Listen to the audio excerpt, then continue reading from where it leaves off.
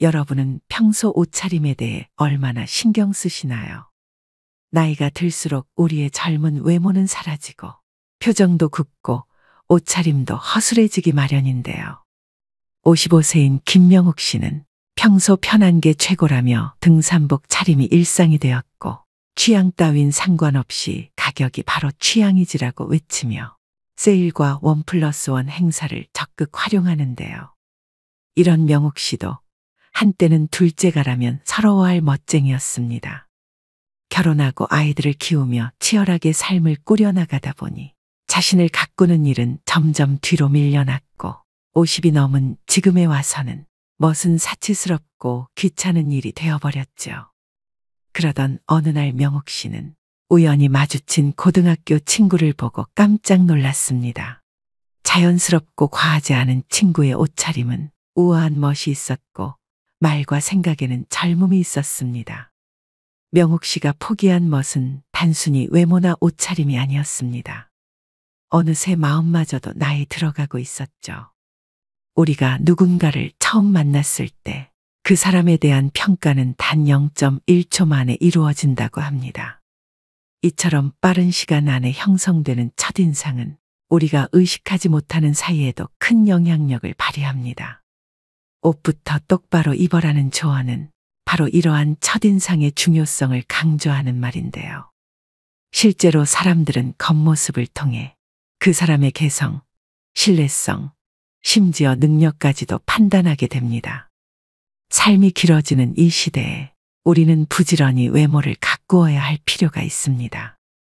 그래야 노년의 품격이 더욱 드러나는 것이죠. 여자가 예뻐 보이려고 화장하듯이 노년은 옷으로 화장해야 된다는 말이 있습니다. 물론 화려하고 값비싼 옷을 입으란 뜻은 아니고 아무렇게나 옷을 입지 말라는 얘기입니다. 더구나 옷차림이 여러분의 운을 가로막거나 반대로 재물운을 불러올 수 있다는 사실을 알고 계신가요? 워싱턴 대학교 심리연구팀의 논문에 따르면 평소 입는 옷차림에 따라 자산이 10배에서 최대 100배 이상 벌어진다고 합니다.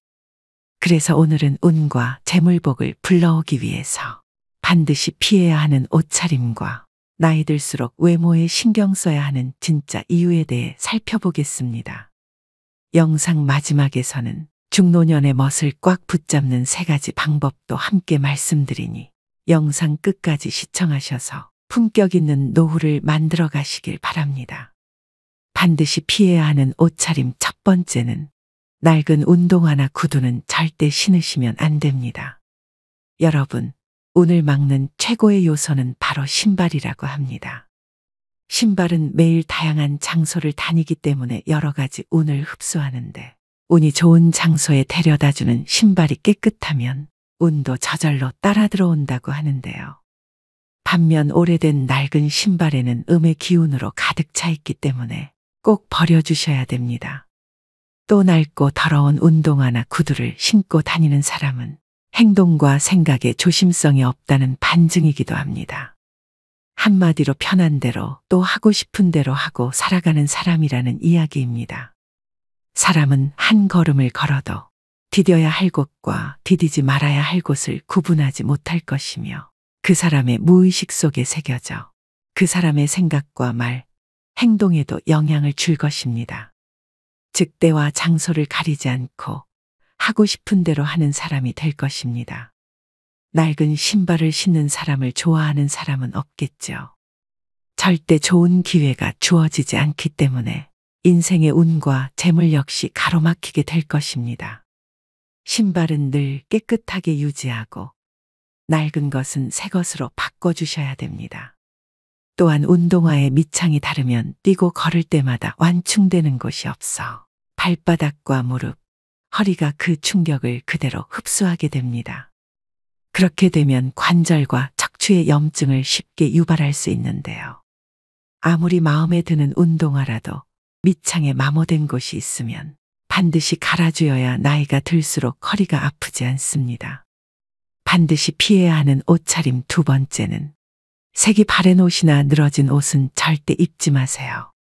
옷이 늘어나고 색이 바랬다는 것은 이미 그 옷의 수명을 다했다는 이야기입니다. 이는 버려야 할 옷을 입고 다닌다고도 볼 수 있는데요.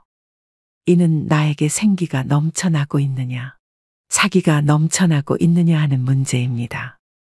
즉, 내가 번영에 갈 사람인지 몰락해 갈 사람인지를 암시하는 중요한 문제라는 것이죠. 또한 세탁소에서 주는 철제 옷걸이도 사용하시면 안 됩니다. 녹이 슬거나 곰팡이, 먼지가 있는 곳은 풍수학에서는 가장 나쁜 것이라고 말합니다.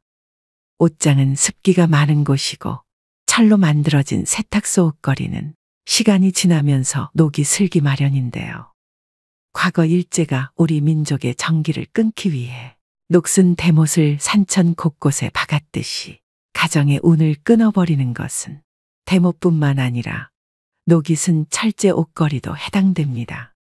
더구나 철제 옷걸이는 옷의 형태를 잘 잡아주지 못하기 때문에 빨리 늘어나게 되는데, 이런 옷을 입은 사람에게는 어느 누구라도 호의를 가지기가 어렵고 그 사람의 이미지에 악영향을 줍니다.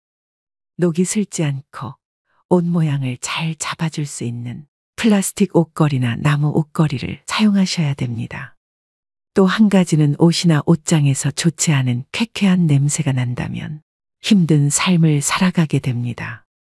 옷장과 옷방 환기를 자주 시키고 습기제와 방향제를 넣어두는 것도 잊지 마셔야 됩니다. 반드시 피해야 하는 옷차림 세 번째는 허전한 손목이나 목은 불운을 불러옵니다.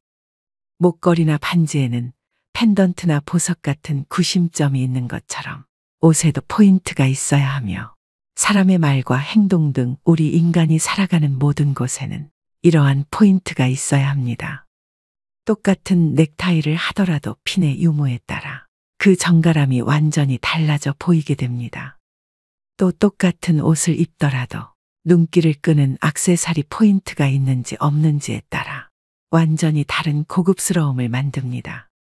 손에는 손목시계나 반지 둘 중 착용하면 좋고, 여성분들의 경우에는 목걸이를 착용하는 것이 좋은데요. 과도한 치장은 상대가 보기에 불편하게 하고 스스로의 운도 막아버리게 되지만, 최소한의 포인트는 센스 있는 사람으로 보여집니다. 다만 검은색 줄이나 쇠 목걸이를 하고 다니시는 분들이 있는데 이것은 피해 주셔야 됩니다. 금, 은을 제외한 다른 물질로 만들어진 목걸이는 기운을 막아버리기 때문입니다. 센스 있는 액세서리 사용은 여러분을 귀티나게 보이도록 할 것이며, 이것이 여러분의 운을 살아나게 하고 재물을 부를 것입니다. 반드시 피해야 하는 옷차림 네 번째는 검은색 옷에는 꼭 이것을 함께 갖추어야 합니다. 검은색 옷 좋아하시는 분들 정말 많으시죠? 깔끔하기도 하면서 편하고 때탈 걱정도 없고 부담 없는 색상입니다. 다만 검은색 옷을 입으실 때는 안에 입는 옷의 색깔은 완전히 달라야 하는데요. 오행학적으로 검은색은 휴식과 마침을 의미하는 것이며 죽음과 멈춤을 의미하는 것이기 때문입니다. 과학적으로도 검은색 옷을 매일 입으면 건강이나 기분에도 영향을 미친다고 합니다. 이는 검은색이 주는 파장 효과 때문입니다. 색에는 심리를 좌우하는 생체적인 파장이 있습니다. 흐린 날에 밝은 색 옷을 입으면 기분이 밝아지는 것처럼, 상대적으로 이 검은색 옷은 기분이 가라앉고 또 소심해지기 때문에 좋지 않은 운기를 겪는 경우가 많다고 합니다.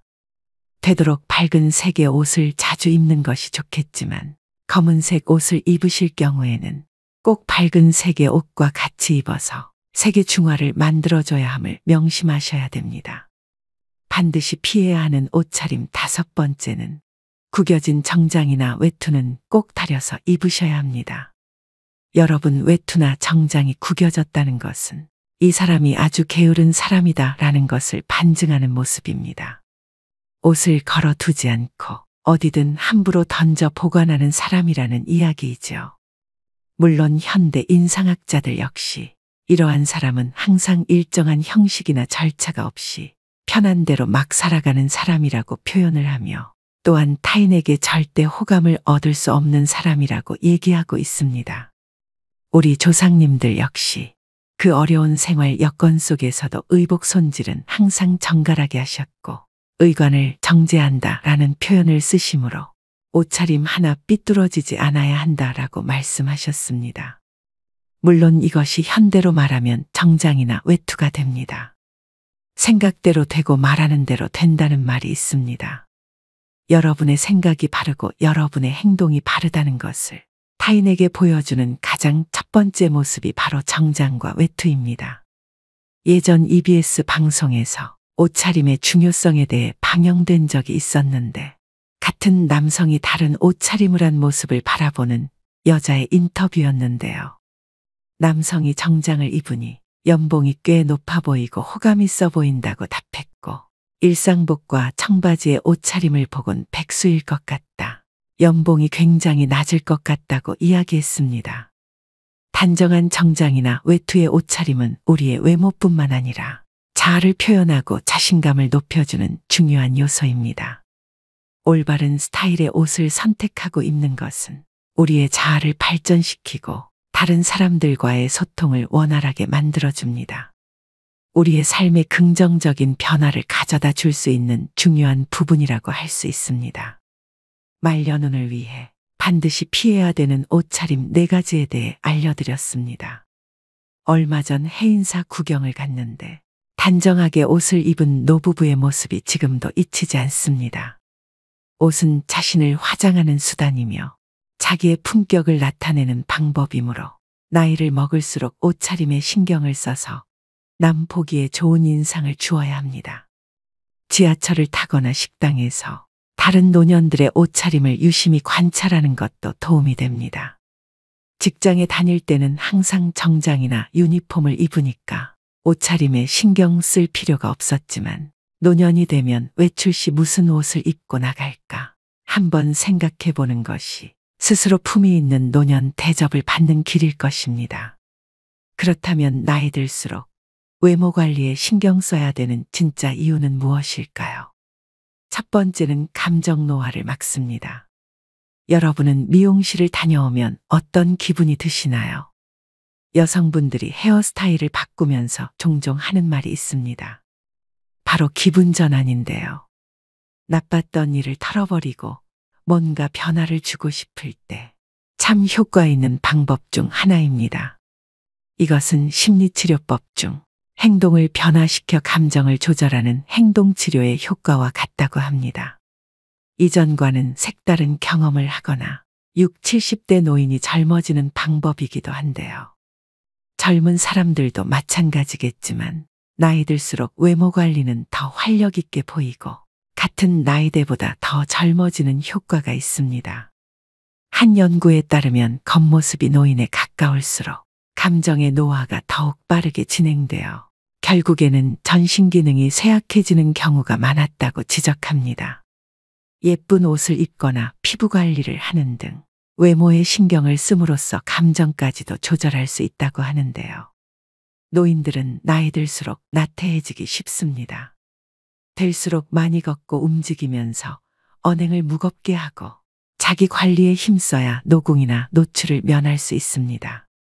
일상에서 흐트러짐 없는 마음 자세를 가져야 용모며 의상도 단정할 수 있습니다. 노인이 되어서 좋은 옷을 입고 유행을 염두에 둘 필요야 없지만 아무렇게나라는 생각은 버려야 합니다. 두 번째는 건강에 도움이 됩니다. 젊을 때는 느끼지 못했지만 나이 들수록 특히 노인의 외모 관리는 건강에 많은 영향을 줍니다. 여러 연구와 논문에 따르면 외모에 신경 쓰는 사람은 대체로 건강하다고 합니다. 화장이나 외모 관리 행동이 여성 노인들의 우울증을 예방하는 효과도 있는데요. 실제로 60세 이상 분들 중 많은 분이 외모 관리는 죽을 때까지 하는 거라고 생각하고 있으며 외모 관리를 하는 이유는 더 나은 삶의 질, 자기만족 등을 꼽았다고 합니다. 노화는 자연의 섭리인 만큼 누구나 나이 들어가며 세월의 흔적이 외부로 드러나는 노화 현상은 어쩔 수가 없습니다. 노화 현상을 아예 멈추려고 하거나 다시 젊은 시절로 돌아가게 만드는 것은 불가능에 가깝습니다. 그렇지만 은퇴 후에 이제는 자유인이라며 흐트러진 외형의 모습이라면 자신의 용모를 한 번쯤 다시 생각해 볼 문제가 아닐까 싶습니다. 자기 관리는 체력에도 격차가 벌어지지만 정신적인 면은 그 수준 차이가 더 큽니다. 세 번째는 정신을 가다듬는 효과가 있습니다. 사실 외모 관리는 의지력과 꾸준함을 요구한다는 면에서 운동과 같습니다. 외모에 신경 쓴다고 다소 격이 낮다는 듯 말하지만 부지런해야 외모 관리도 할 수 있습니다. 최근 최강동 안으로 단연 손꼽히는 가천대학교 이기려 총장님은 1932년생으로 90세가 넘으셨는데도 50에서 60대처럼 보입니다. 정말 감탄한 것은 그분의 자기관리 능력입니다. 부지런하지 않으면 안 되고 절제할 것도 많은데 그것을 지켰다는 것은 대단한 의지력입니다. 여기서 외모 관리에 또 다른 힘을 발견할 수 있습니다. 바로 나태해지는 자신을 돌려세우고 정신을 가다듬게 도와준다는 것입니다. 어떤 분들은 살아가는데 외모가 중요하지 않다고 말합니다. 외모보다 성격이고 나이 들면 외모는 다 거기서 거기라고 말합니다. 그러나 이것은 잘생기고 예쁘다는 측면에 많이 기울어진 의견이 아닌가 싶습니다. 그러나 제가 말씀드리는 외모 관리는 더 넓은 범위입니다. 청결, 체형, 화장 등을 포함한 우리의 겉모습, 몸의 관리입니다. 이러한 외형의 관리가 정신을 가다듬는 내적 충실에도 상당히 도움이 된다는 점을 말씀드리는 것입니다. 네 번째는 나이 들수록 외모 관리도 중요한 경쟁력이 됩니다. 나이가 들면서 자신의 외모에 대한 자신감도 떨어지고 자연스레 관심도 줄어 외모 관리에 신경 쓰지 않기 쉽습니다. 하지만 현대 사회에서는 나이가 들어도 지속적으로 자신의 외모를 관리하는 것이 중요한 경쟁력으로 작용합니다. 외모 관리에 신경 쓰지 않는 순간 자신에게 손해로 돌아올 위험이 높은데요. 특히 나이 들수록 더 그런 이유는 젊었을 때는 관리하지 않아도 젊음이 다 커버해줬지만 나이 들면 노화와 습관으로 인한 부작용들이 더 잘 드러나고 게다가 좋은 상태를 유지하는 것에도 더 많은 시간과 노력이 필요하기 때문입니다. 나이 들어도 외모 관리를 꾸준히 하는 사람은 은근히 능력이 있어 보입니다. 부지런한 것은 쉽게 할 수 없는 일이기에 시간 관리, 감정 관리를 잘하는 사람이란 생각이 듭니다.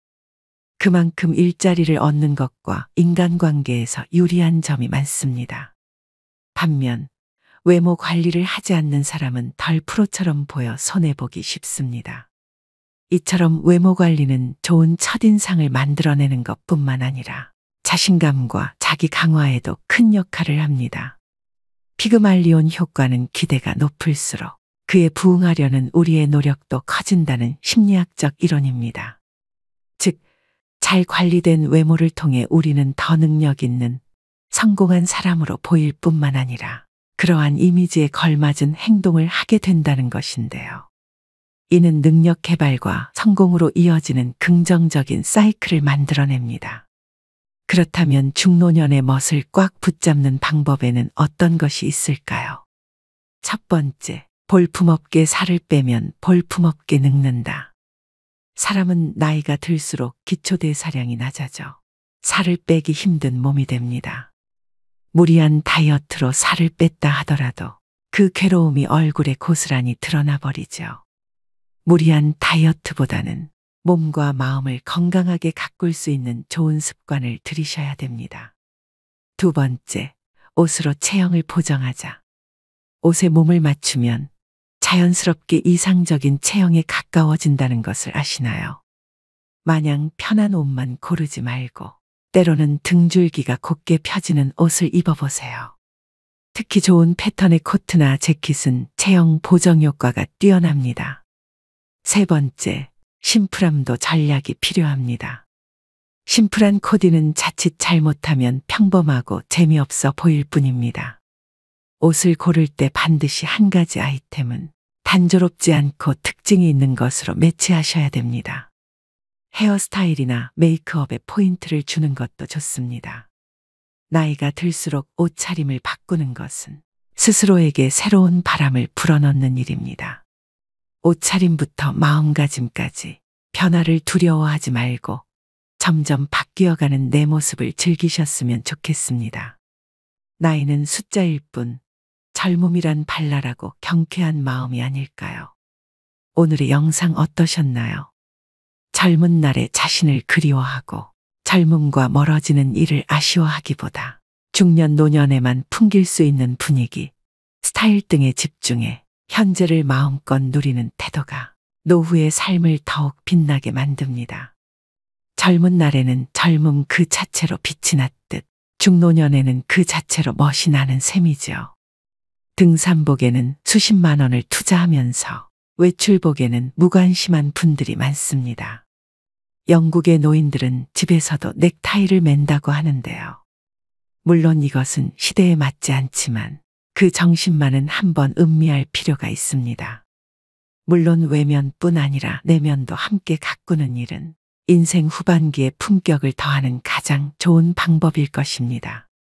단순히 겉모습에만 집중하는 멋이 아닌 그 이면의 가치와 아름다움에 더 집중하는 멋이야말로 중년 이후 더 진하게 즐기고 누릴 수 있는 특권입니다. 오늘도 노후의 지혜와 함께 해주셔서 감사드립니다. 황금빛으로 무르익어가는 여러분의 지혜로운 인생을 언제나 응원합니다. 시간은 누구에게나 공평하게 주어집니다. 매년 차곡차곡 쌓이는 마일리지처럼 아이는 서서히 청년이 되어가고 청년은 자연스레 늙어 노화의 길로 접어들죠. 하지만 나이 듦이 곧 노쇠를 의미하는 것은 아닙니다. 나이와 관련한 모순된 속담 두 가지가 있습니다. 나이는 못 속인다와 나이는 숫자에 불과하다. 둘 다 나이 듦을 이야기하지만 전자가 나이에 굴복하고 노쇠 수순에 순응하는 의미라면 후자는 육체적 노화를 벗어나려는 자발적 의지가 담겨 있습니다. 여러분은 둘 중 어떤 속담을 품고 사시나요? 나이 듦이란 물리적 노화일 뿐 우리 몸 안에 가슴에 청춘을 담는 일은 내 의지와 결정에 따라 얼마든지 달라질 수 있습니다. 지금이라도 변화하고 싶다면 잘 늙어가는 것이 곧 오래도록 청춘으로 사는 길이겠죠. 나이 들면 이런 마음으로 살다 갑시다. 삶을 남과 비교하지 말고 남을 원망하지 말고 부모로서 자식이 잘 되길 바래도 자식들에게 너무 기대하지 말고 지난 날을 후회하지 말고 내 운명이라 생각하고 운명이 다해 세상 떠날 때 부와 권력, 명예 다 놓아버리고 빈손으로 홀가분하게 미련 없이 미소 짓고 떠나게 해달라고 기도하며 삽시다. 재물이 많아도 만족하지 못하고 더 많은 재물을 모으려고 발버둥치면 재물의 노예가 되어 가진 재물에 만족하지 못해 마음이 가난하고 많은 재물이 없어도 가진 것에 만족하고 분수에 맞게 즐겁게 살면 마음이 부유의 부자입니다. 가난한 사람과 부자는 마음먹기에 달려 있습니다. 영겁의 세월 속에 인간의 삶은 흐르는 물과 같고 하늘에 떠가는 구름과 같고 올 때는 순서가 있지만 이 세상 떠날 때는 순서도 없고 언제 떠난다는 기약도 없어 몇 분 후를 모르는 것이 인생이라 합니다. 지난 날은 다시 돌아올 수 없고 미래는 기약이 없으니 지난 일에 미련 갖지 말고 미래를 너무 기대하지 맙시다. 지금 주어진 이 시간이 생애 제일 소중하다고 생각하며 보람있고 즐겁고 행복하게 보냅시다. 노년에 친한 친구가 두 사람만 있어도 인생을 잘 살았다는 말이 그때는 마음에 와닿지 않았는데 정년 후에야 실감이 납니다. 친구가 될 수 있는 조건이 첫째, 가까이 살아 언제든지 부르면 올 수 있고 둘째, 취향이 같고 건강해야 동행할 수 있고 생활 여유가 같아야 함께 여행도 하고 술도 함께 부담 없이 나눌 수 있습니다. 나이가 들면 세상을 이런 마음으로 즐겁고 행복하게 살다 운명이 다해 부르면 큰 고통 없이 미소 짓고 미련 없이 떠날 수 있는 사람이 인생을 가장 잘 산 사람 아닐까요? 그래서 오늘은 나이 들어 성숙한 내면을 가지기 위해 반드시 피해야 할 행동 6가지에 대해 알려드리겠습니다. 오늘부터라도 5가지 중 1가지라도 실천하셔서 품격 있는 노후를 만들어 가시길 바랍니다. 인생 수업 바로 시작하겠습니다. 나이 들어 반드시 피해야 할 행동 첫 번째는 질서를 무시하는 사람입니다. 사람들이 전철을 타기 위해 출입문 양 옆에 줄 서 있는데 한 나이 든 분이 맨 앞으로 끼어들었던 적이 있었습니다. 질서를 지키는 모습에 대한 평가는 나이 들수록 더 극과 극으로 갈리는 경향이 있습니다. 30, 40대면 당연한 모습처럼 여기는데 머리가 흰 나이 든 노인이 질서를 지키는 모습은 훨씬 더 존경스러운 마음이 듭니다. 어른도 저러는데 나도 본받아야지 라는 생각이 듭니다. 30대, 40대도 어른인데 유독 노인에게 이런 마음이 든 이유는 무엇일까요? 바로 사회의 어른 근본이란 생각이 크기 때문입니다. 반면 노인이 질서를 무시하는 모습은 더 추하게 보입니다. 어린 사람보다 더 비난을 받는 이유는 모범을 보일 위치에 있는 사람이기 때문입니다. 오래전 줄을 서자 차선을 지키자라는 캠페인이 벌어진 적이 있습니다. 사고를 예방하고 모두가 편해지는 길이라는 데 공감했습니다. 새치기하고 무단횡단하는 것은 정말 부끄러운 모습입니다. 그런데 이런 행동을 어른이 버젓이 하는 모습에 질서를 가르치던 부모는 아이의 눈을 가리게 됩니다. 배울 것이 없는 것은 괜찮습니다. 하지만 배우지 말아야 할 것을 하는 것은 어른으로서 부끄러운 일입니다. 이런 부끄러움은 나이가 들수록 더 커져 추하게 보이기까지 합니다. 아프거나 거동이 불편한 사람은 예외를 둘 수 있지만 나이 들어 질서를 무시하는 사람들을 보면 나이를 어떻게 먹었는지 혀를 차게 되고 자기만 아는 형편없는 사람으로 여기게 됩니다. 두 번째는 책임을 회피하고 남 탓하지 말아야 됩니다. 우리가 어른에게 기대하는 것 중 하나는 바로 성숙한 태도와 책임감입니다. 그렇다면 왜 책임을 회피하고 남 탓하는 사람이 나이값 못하고 취해 보일까요? 그 중심에는 존경의 가치와 신뢰의 손실이 있습니다. 우리는 일상에서 많은 선택과 결정을 내립니다. 그 과정에서 발생하는 실수나 실패는 자연스러운 일입니다. 자신의 잘못을 인정하고 그로 인한 결과를 받아들이는 것이 성숙한 어른의 모습입니다. 반면 남 탓만 하는 사람은 그 순간 그의 성숙함은 사라지고 존경의 대상에서 멀어집니다. 사소한 일부터 큰 일까지 모든 갈등과 다툼은 남 탓에서 시작됩니다. 특히 가까운 사이일수록 그런 일은 더 많이 발생합니다. 부부 사이나 부모와 자식 관계에서 남 탓으로 인한 갈등은 작은 불씨에서 시작해 결국 끌 수 없는 화재로 발전하곤 합니다. 어떤 경우든 남을 원망하지 마세요. 특히 가족 중에 누구를 원망하고 미워하는 것은 절대 금물입니다. 자신만 더 소외됩니다. 노년에 사랑하는 가족들마저 내 곁을 떠나가고 주변에 사람이 없으면 비참한 노후를 보내게 됩니다. 남을 탓하기 전에 자신의 행동을 되돌아봐야 합니다. 모든 결과는 자신의 선택과 행동에서 비롯됩니다. 일이 잘못되면 군자는 제 탓을 하고 소인은 남을 탓합니다. 나이 먹은 사람이라면 그에게는 지혜와 성숙함을 기대하게 됩니다. 그런데 책임을 회피하고 남 탓만 하는 사람은 그 기대치에 못 미칠 때가 많습니다. 그 사람을 보면서 아쉬움을 느끼게 됩니다. 나이 먹은 노인이 이런 태도를 보인다면 더욱 안타깝습니다. 노인은 제일 위에 있는 어른으로 그동안의 경험과 지혜로 후손이나 주변 사람들에게 좋은 영향을 미칠 수 있는 위치에 있습니다. 그런 노인이 책임을 회피하며 남 탓하는 모습은 정말로 추하게 보입니다. 지금부터라도 늦지 않았으니 미움을 버리고 사랑으로 가득 채우는 삶을 살아가시길 바랍니다.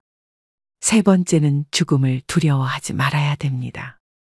죽음을 경험해 본 사람은 아무도 없습니다. 따라서 죽음을 두려움의 대상이 아니라 삶에 대한 열망의 대상으로 전환해야 합니다. 우리의 인생은 죽음이 아니라 삶으로 파고들 때 그 진가를 발휘합니다. 우리는 왜 죽음을 두려워할까요? 죽음을 마주할 때 희망을 품어야 될까요? 아니면 체념해야 할까요? 죽음이라는 사건을 아예 잊고 살아갈 수만은 없습니다. 우리는 가족이나 친구들의 예상치 못한 사고 또는 질병으로 인한 죽음을 목격하곤 합니다. 가까운 사람의 죽음은 크나큰 슬픔을 안겨줍니다. 죽음이 슬픈 이유는 무엇일까요? 죽음이 아무런 예고도 없이 한순간에 찾아오기 때문일 것입니다. 사랑하는 사람을 잃을 때의 슬픔은 우리를 끔찍한 패닉 상태에 빠뜨립니다. 다시는 사랑하는 사람을 만나지 못할 거라는 절망에 휩싸입니다.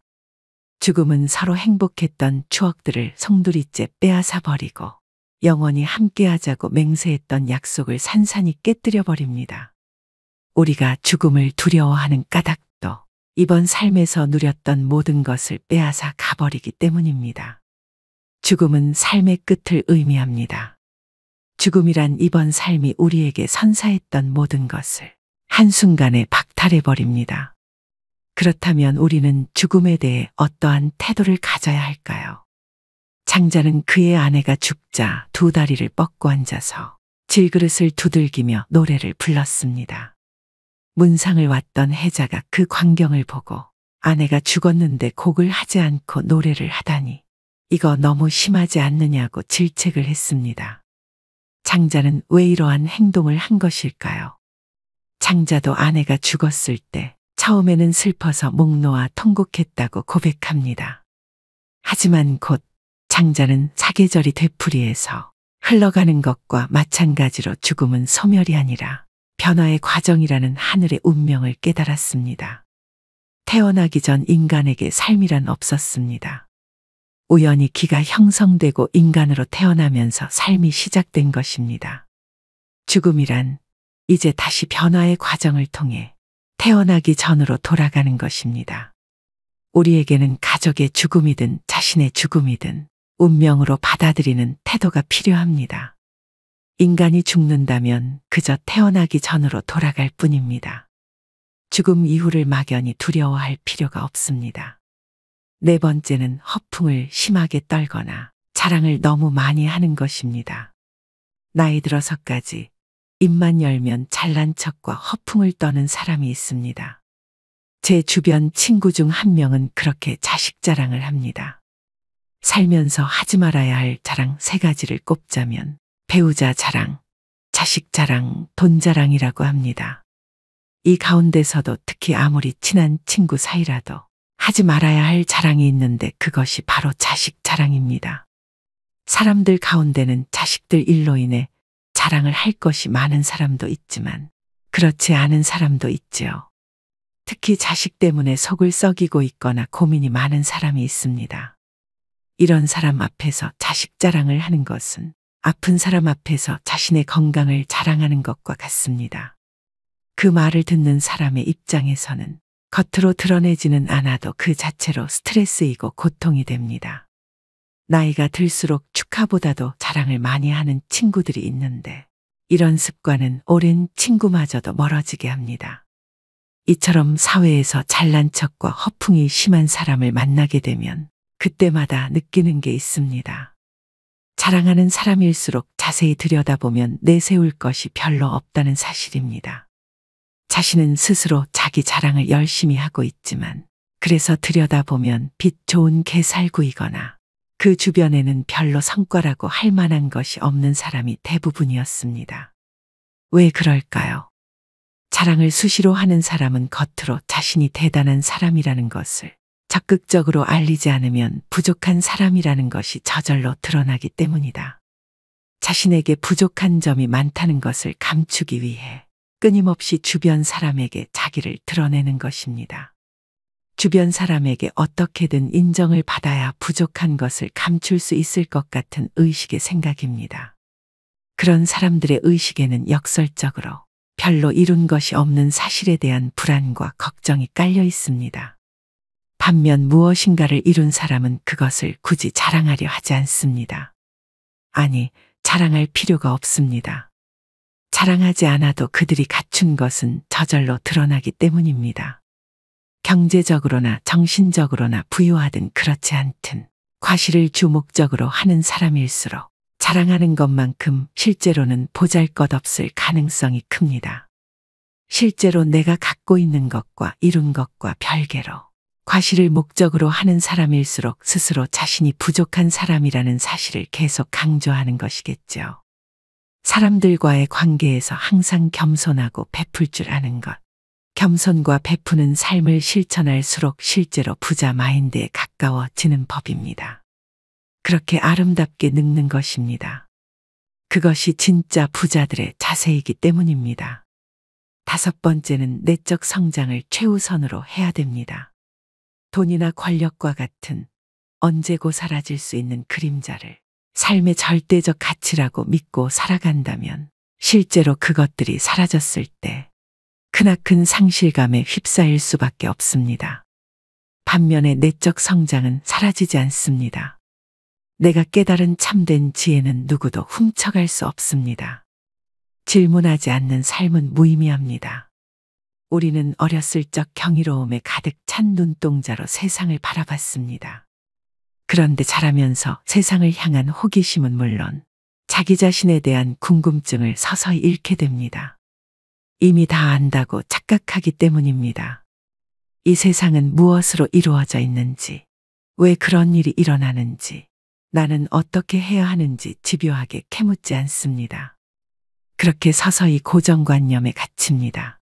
세상 일에 대해 그리고 더 나은 삶에 대해 캐묻지 않고 음미하지 않는 사람은 무미건조하고 무기력합니다. 더 좋은 삶을 상상하지 않으니 변화 역시 생기지 않습니다. 뭘 해도 시큰둥하고 재미없는 일상에서 삶의 의욕을 얻기란 불가능할 것입니다. 그렇다면 어떻게 해야 할까요? 질문을 통해 지혜를 스스로 깨우쳐야 합니다. 누구도 대신 답할 수 없는 질문에 질문을 던지고 자기만의 답을 찾아가는 것이야말로 세상에 대한 경이로움을 회복하는 방법이자 지혜를 얻는 태도입니다. 6번째는 내 몸을 사랑해야 됩니다. 마르고 날씬한 몸매가 미의 기준이 되면서 하루가 멀다 하고 온갖 종류의 다이어트 프로그램과 보조제, 갖가지 운동 방법이 홍수처럼 쏟아집니다. 그러는 동안 남녀를 불문하고 식이장애에 시달리는 사람들도 늘어나고 있는데요. 식이장애는 극단적 다이어트 후 폭식과 거식으로 우울증과 같은 심리적 문제를 일으키는 질병입니다. 우울증은 다시 폭식과 거식으로 이어져 악순환의 고리에 빠지게 됩니다. 오늘날 건강한 육체는 겉보기에 날씬하고 다부진 몸매와 동일시되고 있습니다. 아이러니하게도 날씬한 몸매를 얻는 대신 건강을 잃는 일이 생깁니다. 어떻게 하면 정신과 육체를 모두 건강하게 할 수 있을까요? 첫째, 내 몸을 사랑하는 것은 자유로워지는 첫걸음이다. 세상에서 말하는 아름다움의 기준을 충족시키기 위해서가 아니라 육체가 제 기능을 온전하게 발휘하도록 관리해야 됩니다. 남에게 보여주려고 인생을 낭비하지 마세요. 둘째, 마음의 허기를 정신적으로 채우는 것이다. 마음이 허해서 먹는다라는 말이 있습니다. 우리는 우울한 기분이나 불안, 허전함을 음식을 먹으며 채우곤 합니다. 그러고는 자책감과 우울감, 자기 혐오를 느낍니다. 불안하거나 우울하다면 식욕을 채우는 것 외에 다른 방법을 찾아보세요. 인간관계에서 만족감을 얻을 수도 있고 취미생활로 일상을 풍요롭게 만들 수도 있습니다. 중요한 건 허한 내 마음을 알아주는 것입니다. 잃어버린 만족감을 자기 자신에게 돌려주려 노력할 때 공허하고 외롭고 혼란스러운 마음의 그늘이 걷히게 됩니다. 세상에서 말하는 아름다움의 기준을 충족시키기 위해서가 아니라 육체가 제 기능을 온전히 발휘하도록 관리해야 합니다. 남에게 보여주려고 인생을 낭비하지 말고 타인에게 맞춰진 모습으로 스스로를 뜯어고치려 하지 말아야 합니다. 오늘의 영상 어떠셨나요? 사람들은 이미 지나버린 시간 속에 후회스럽다 말을 자주 합니다. 그때 참았더라면, 그때 잘했더라면, 그때 알았더라면, 그때 조심했더라면, 훗날에 지금이 바로 그때가 될 텐데, 지금은 아무렇게 보내면서 어리석게도 오늘도 자꾸 그때만 찾고 있습니다. 게으른 사람에겐 돈이 따르지 않고 변명하는 사람에겐 발전이 따르지 않는다고 합니다. 자기만 생각하는 사람에겐 사랑이 따르지 않고 비교하는 사람에겐 만족이 따르지 않으며 거짓말하는 사람에겐 희망이 따르지 않고 간사한 사람에겐 친구가 따르지 않지요. 세상을 아름답게 살려면 꽃처럼 살면 되고 세상을 편하게 살려면 바람처럼 살아가야 합니다.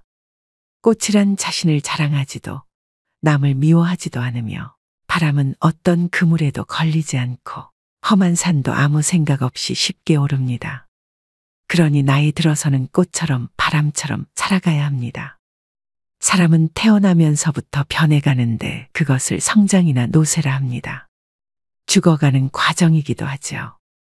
나이가 들면서 늙어가는 이도 있고 낡아지는 이도 있고 익어가는 이도 있습니다. 여러분은 어느 쪽에 해당하시나요? 노인이라고 다 똑같은 것은 아닙니다. 아름답게 늙어가기 위해서는 세상의 변화에 발맞춰 현재 진행형으로 바뀌어야 합니다. 마지막으로 정지용의 시 향수 들려드리면서 오늘의 영상 마무리하겠습니다. 넓은 벌 동쪽 끝으로 옛 이야기 지줄대는 실개천이 휘돌아 나가고 얼룩배기 황소가 해설피 금빛 게으른 울음을 우는 곳. 그곳이 차마 꼬맨들 이칠리야. 지라로에 재가 식어지면 비인 밭에 밤바람 소리 말을 달리고 엷은 졸음에 겨운 늙으신 아버지가 집벽에를 돋아 고이시는 곳. 그곳이 차마 꼬맨들 이칠리야. 흙에서 자란 내 마음 파란 하늘 빛이 그리워 함부로 쏜 화살을 찾으려 풀섭 이슬의 함초롬 휘적시던 곳.